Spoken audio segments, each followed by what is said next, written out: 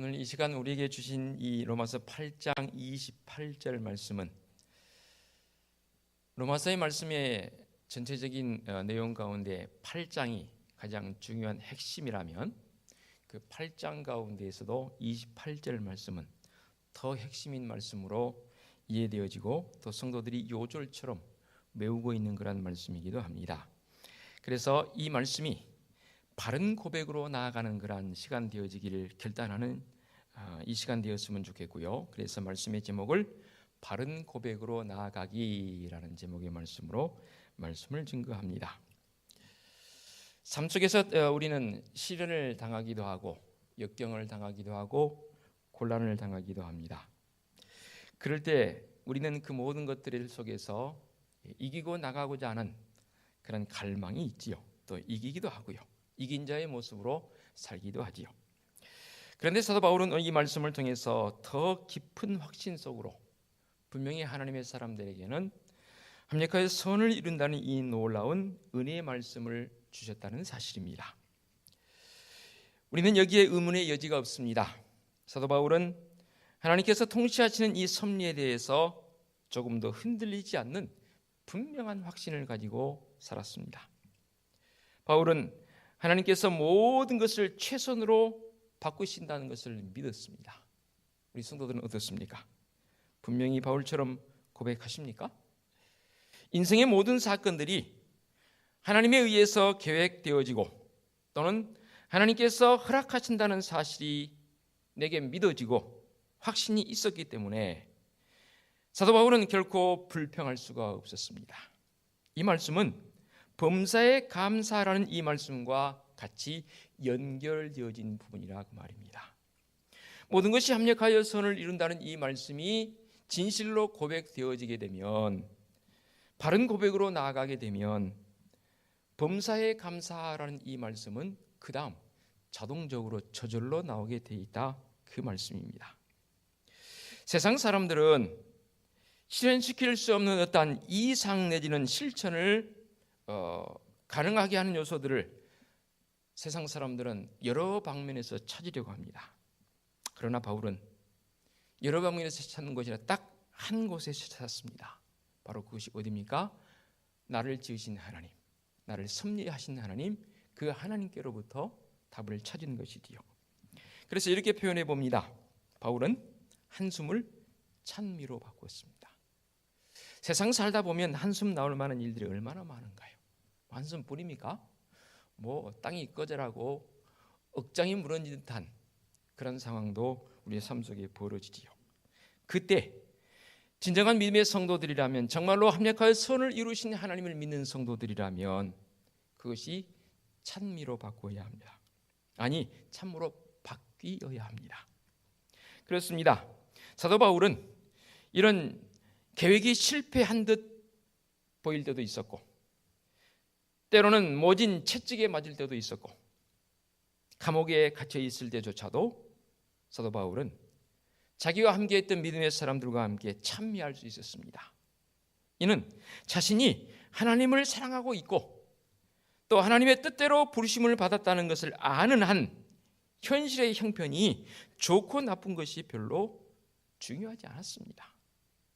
불리해 보이는 것일지라도 때로는 유리해 보이는 것일지라도 틀림없이 우리 하나님께서는 그런 것들을 이용해서 최선을 이루신 하나님이라고 바울은 믿었던 것이죠.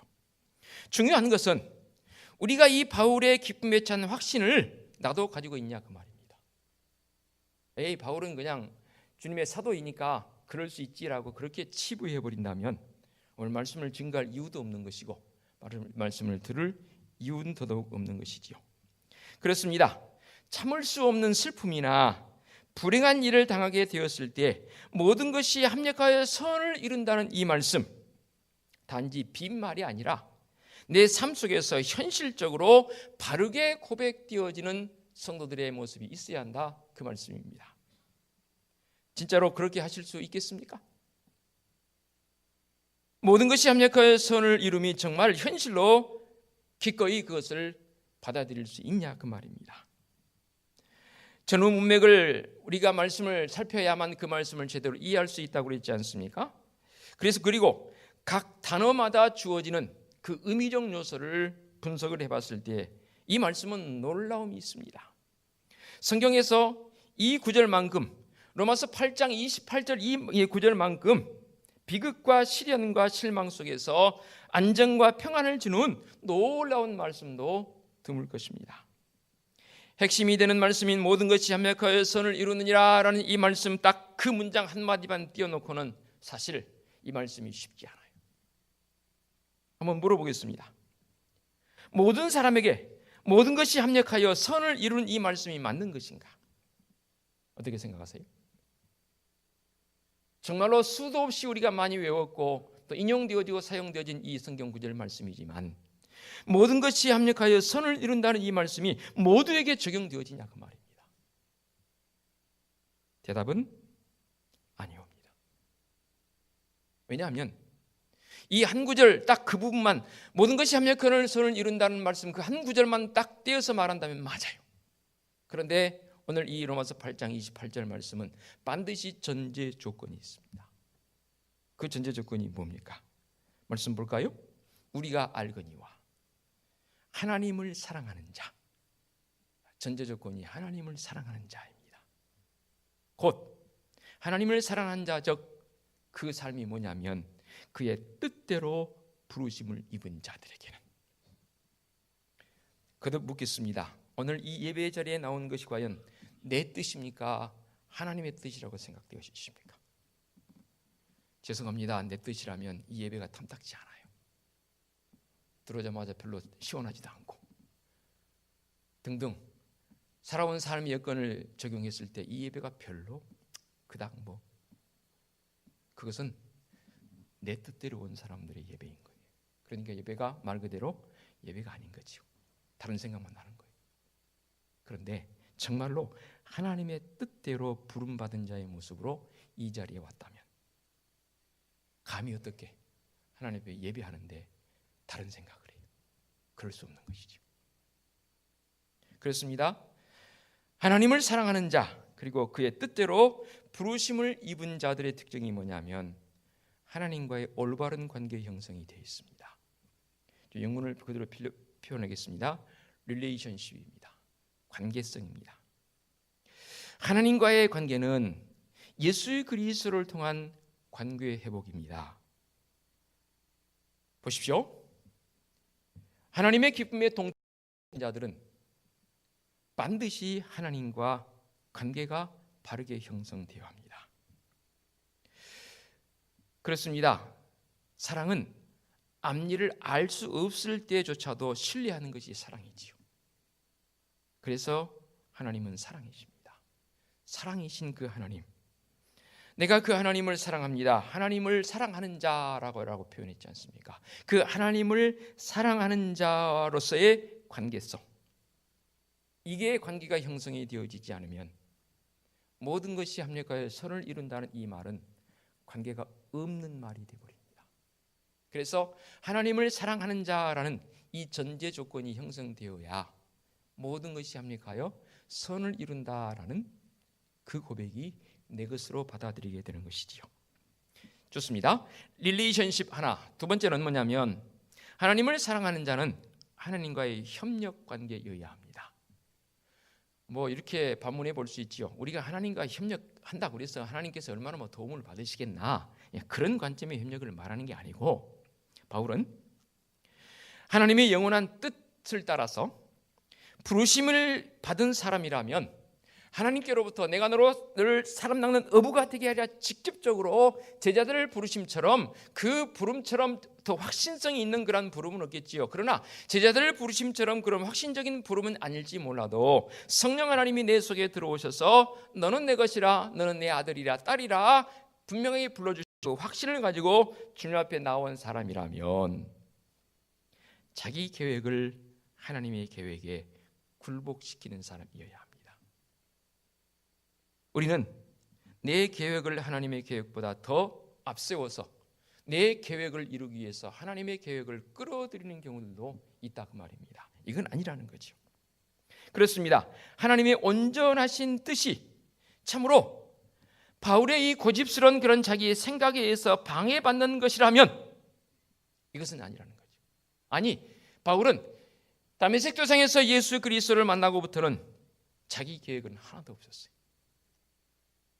다메섹 도상으로 믿는 사람을 잡으러 갈 때의 그때까지는 이 바울은 자기 계획이 있었거든요. 사울 시절에. 그런데 다메섹 도상에서 예수 그리스도를 만나고부터는 자기 계획은 없어진 거죠. 오직 하나님의 계획입니다. 하나님의 약속은 하나님께 반항하고 그의 뜻을 따르지 않는 사람과는 아무런 상관이 없게 됩니다. 사실 이 말씀은, 이 로마서 8장 28절 말씀은 마음이 냉랭한 사람들에게는 오히려 거치는 돌과 같은 구절이 될 뿐입니다.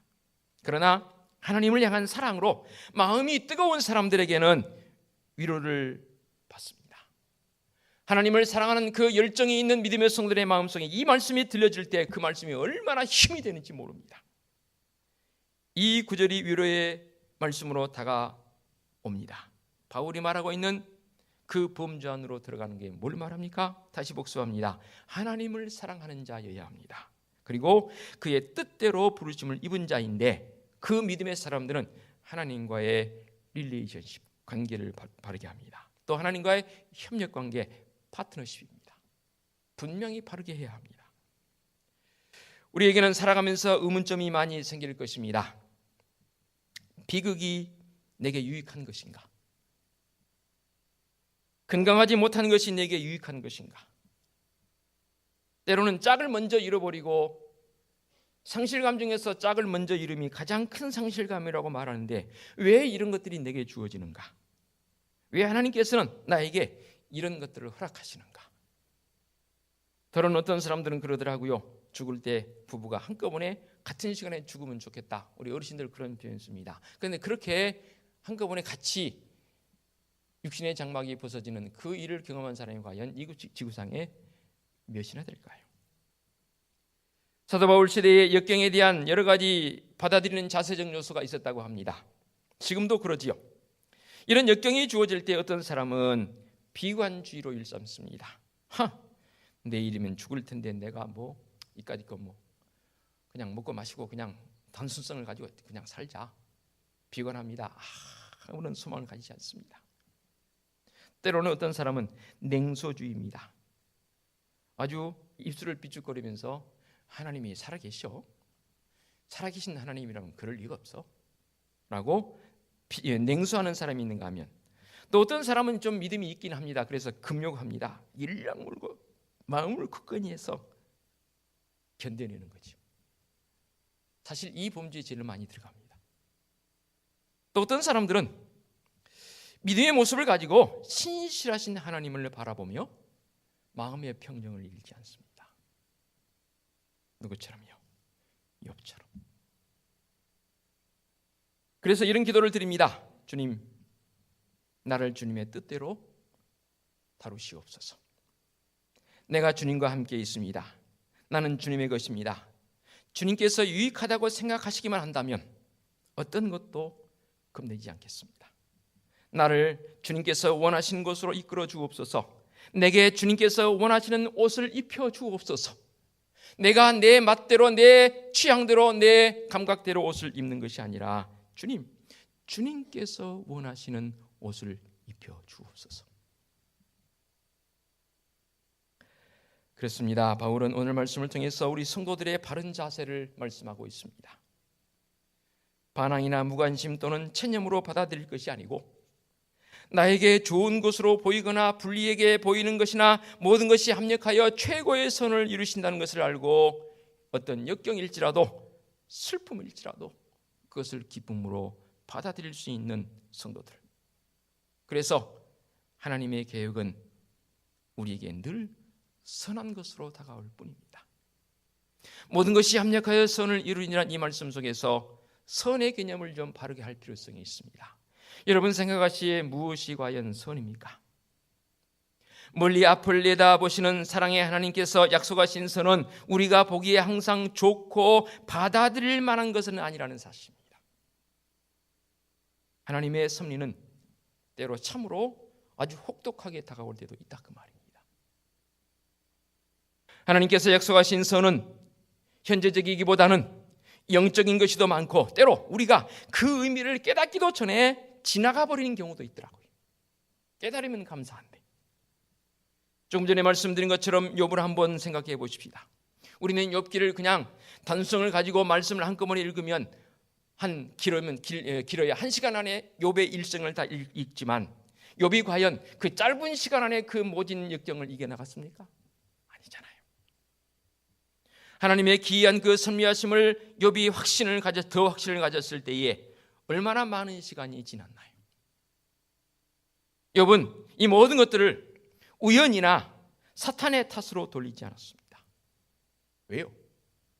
주신 이도 여호와시요 가져가신 이도 여호와신데 여호와의 이름이 찬송을 받으실지니라 라고 고백했습니다. 심지어 자기 아내가 자신을 조롱할 때도 하나님에 대한 믿음을 잃지 않았습니다.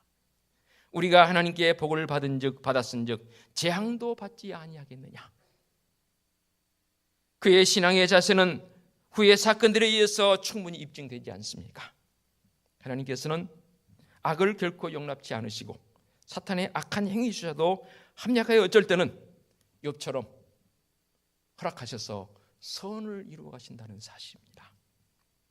어느 분이 이런 고백을 했습니다. 제가 한번 읽어드릴 테니까 그대로 인용합니다. 우리는 선을 동물적인 안녕의 의미로 해석하는 경향이 많다. 병들지 않고 몸이 아프지 않고 호주머니에 돈이 있고 은행에 돈이 예치되어 있고 현대식 주택에서 최신 사치품을 즐기고 옷을 잘 차려입고 해변에서 긴 휴가를 즐기는 것을 우리는 선하다고 생각한다. 불행히도 물질 문명에 희생되어 신앙을 가지고 있음에도 불구하고 인간적인 안락과 선을 같은 것이라고 생각한다. 마찬가지로 성공을 선이라고 생각하는 경향이 있다. 또는 쾌락을 선이라고 생각한다. 이런 생각은 바울의 가르침과 너무나 거리가 멀다. 이런 모든 잘못된 생각 때문에 우리는 로마서 8장 28절을 이해하기가 더욱 어려워진다. 바울이 이야기하고 있는 선의 개념을 파악하지 못했기 때문에 우리의 마음에 위로가 될 것이 이해하기 어려운 것이 되고 마는 것이다. 그렇습니다. 바울이 말하고 있는 이 선의 특징이 무엇입니까? 그 선의 특징은 반드시 29절 말씀과 연결되어 있습니다. 29절 말씀 한번 볼까요? 하나님이 미리 아신 자들로 또한 그 아들의 형상을 본받게 하기 위하여 미리 정하셨으니 이는 그로 많은 형제 중에서 맏아들이 되게 하려 하심이니라. 사도 바울에게 있어서 선의 개념은 좀 더 예수 그리스도를 닮아가게 해주는 것이었습니다. 안락과 건강과 또는 성공이나 쾌락과는 전혀 관계가 없는 말씀이라 그 말입니다. 예수 그리스도를 닮아가는 것이 반드시 물질적인 여유가 있기 때문에 이루어진 것은 아니라는 사실입니다. 오히려 예수 그리스도를 닮은 우리 믿음의 선배들, 성도들 중에는 다수가 건강이 여의치 않아서 괴로움을 당했던 사람이 더 많습니다. 또 많은 사람들의 삶 속에서 사업의 성공이 성결된 삶에서의 종지부가 되어왔습니다. 쾌락의 추구는 종종 우리 성도들을 예수 그리스도를 닮는 데 파괴시켜버린 경우들이 더 많다는 사실입니다. 그렇습니다. 모든 것이 합력하여 선을 이루느니라.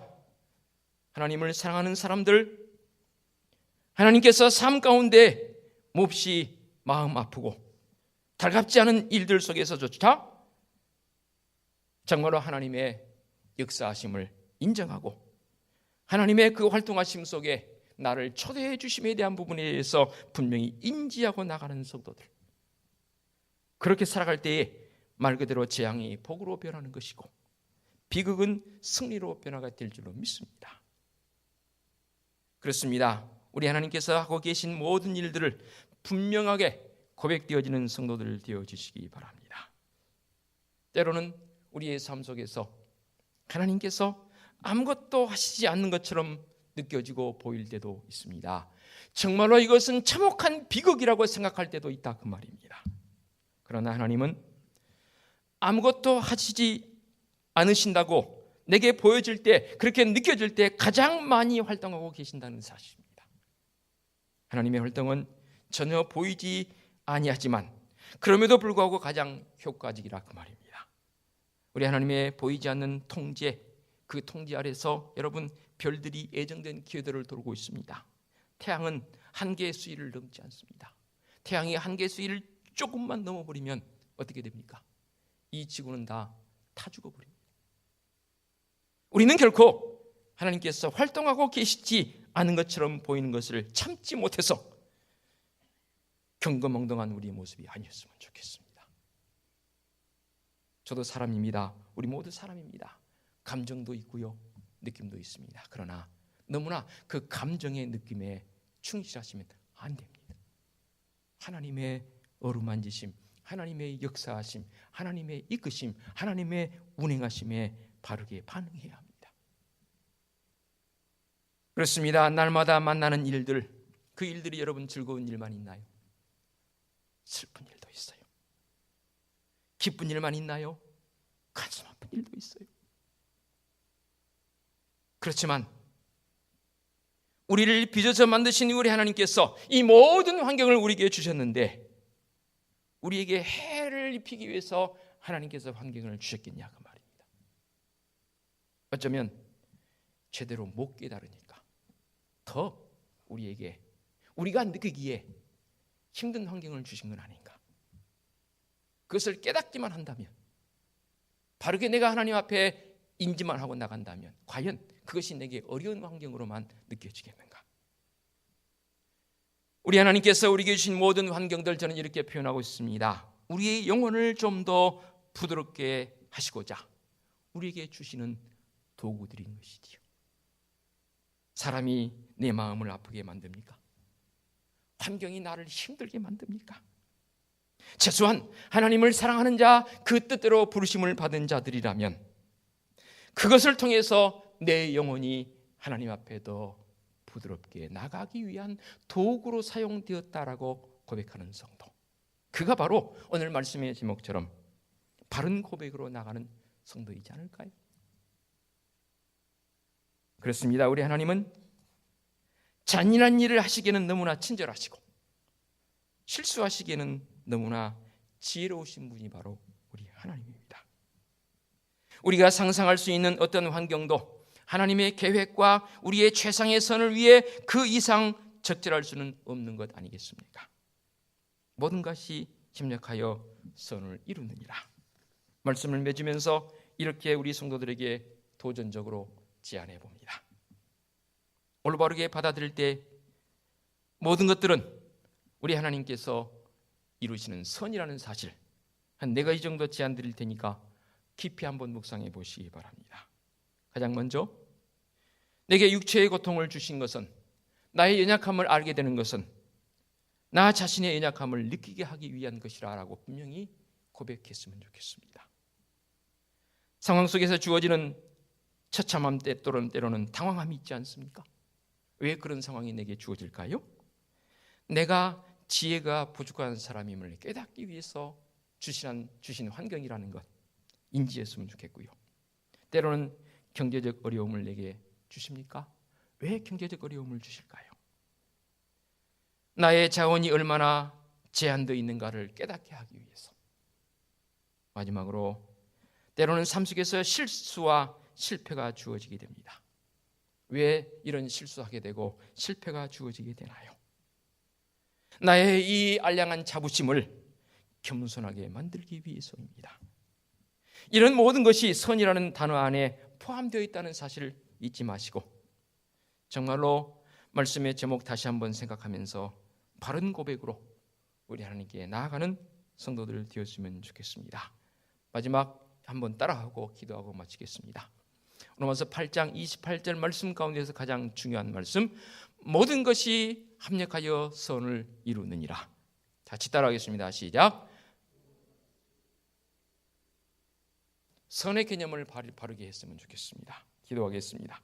그러하신 아버지 하나님, 모든 것이 합력하여 선을 이루신 그 하나님 앞에 내가 생각하고 있는 선의 기준과는 너무나 다릅니다. 그러나 이 시간 말씀을 들었사오니 내가 생각하고 있는 이 선의 개념을 바르게 교정하게 하여 주옵소서. 그리고 바른 고백으로 나아가는 믿음의 성도들 되게 하여 주시옵소서. 예수 그리스도의 이름으로 기도하옵나이다. 아멘.